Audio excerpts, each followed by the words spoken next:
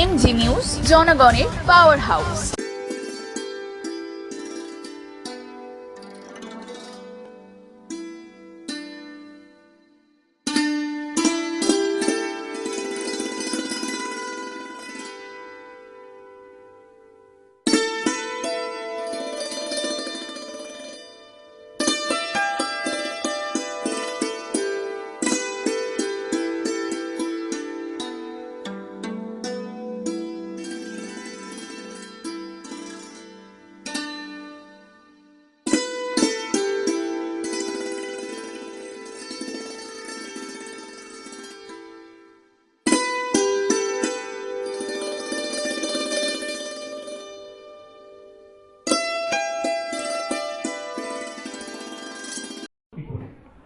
তো সেই মুখ্যমন্ত্রী যিনি এত কাজ করছেন, স্বাস্থ্যসাথীর কার্ডে পরিবারের কেউ উপকার পেয়েছেন এখানে কেউ আছে? থাকলে হাত তুলুন তো, হাত তুলুন। কতজন? একজন, দুজন, তিনজন, চারজন, পাঁচজন, ছজন, সাতজন, আটজন। এখানে আমি 8 জন পেলাম।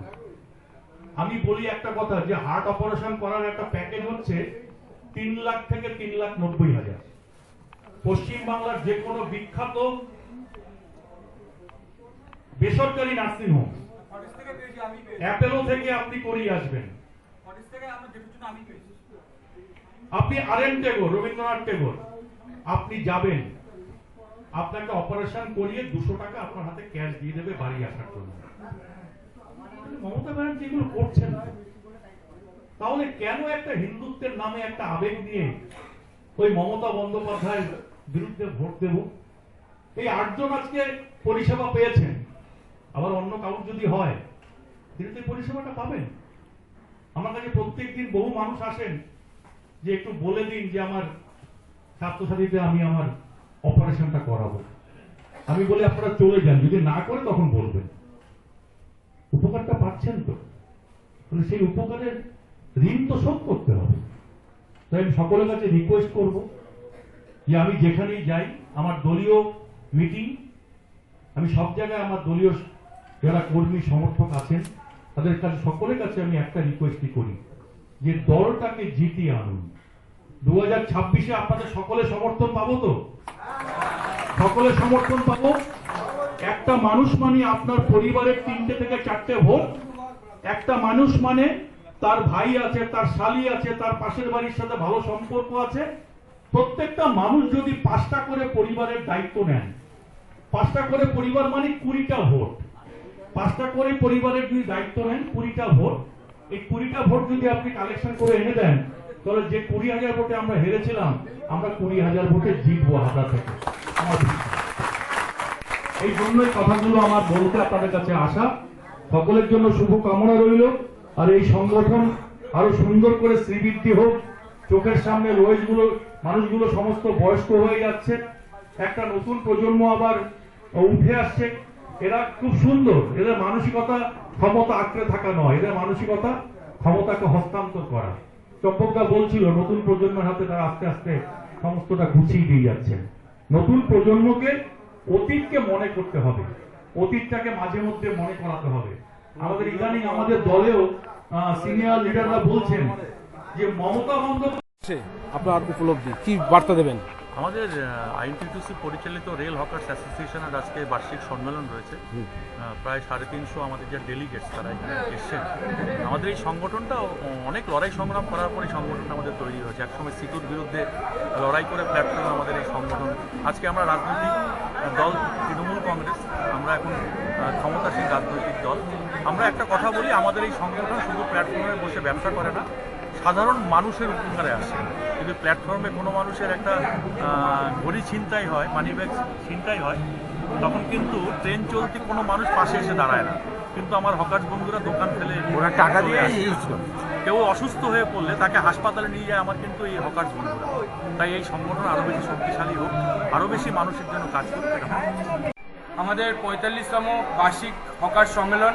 আমরা প্রতি বছর এই হকার্সদের নিয়ে আমাদের যে সমগ্র 1 নম্বর, 2 নম্বর, 3 নম্বর স্টেশন রোড, 1 নম্বর গেট সমগ্র যে সম্মেলন আমরা সদস্যদের নিয়ে যে প্রতি বছর আমরা সম্মেলন করি, এবছর সেটা আমাদের 45তম বর্ষ।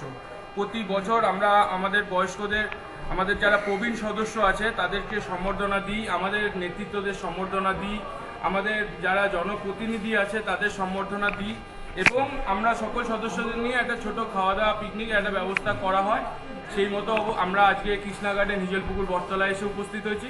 এখানে উপস্থিত ছিলেন আমাদের সকল জনপ্রতিনিধি, পৌরপ্রধান, উপপৌরপ্রধান সহ সকল স্তরের নেতৃত্বরা এখানে উপস্থিত ছিলেন।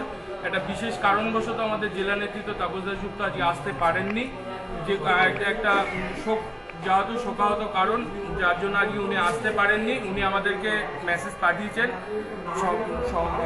সকলের সাহায্যে, মানে আমরা যে সম্মেলন করি, যে সাফল্য পায় সম্মেলন, আজকেও সেই সম্মেলন সাফল্যমণ্ডিত হয়েছে এবং আমরা সকলকে মানে সম্বর্ধনা দিতে পেরে আমরা কমিটির পক্ষ থেকে খুব খুশি।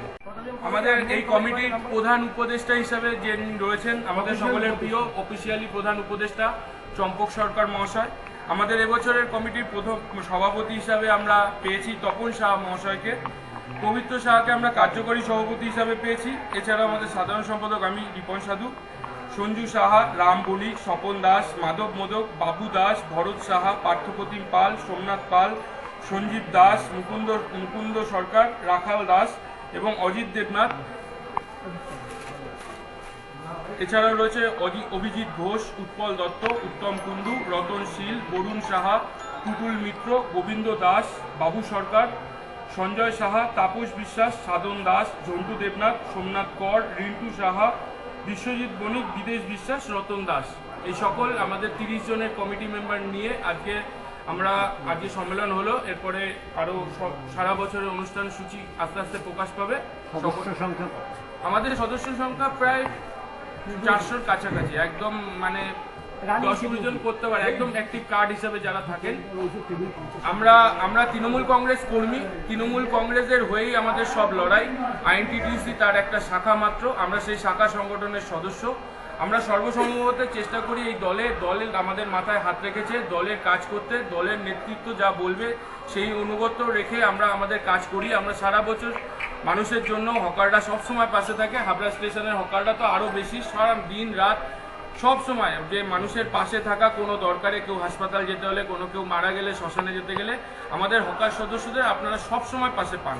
তাই বলছি আগামী অনেক নির্বাচন আসছে, আমাদের দল তৃণমূল কংগ্রেসের সঙ্গে থাকুন, সকলকে ভালো থাকুন, সুস্থ থাকুন।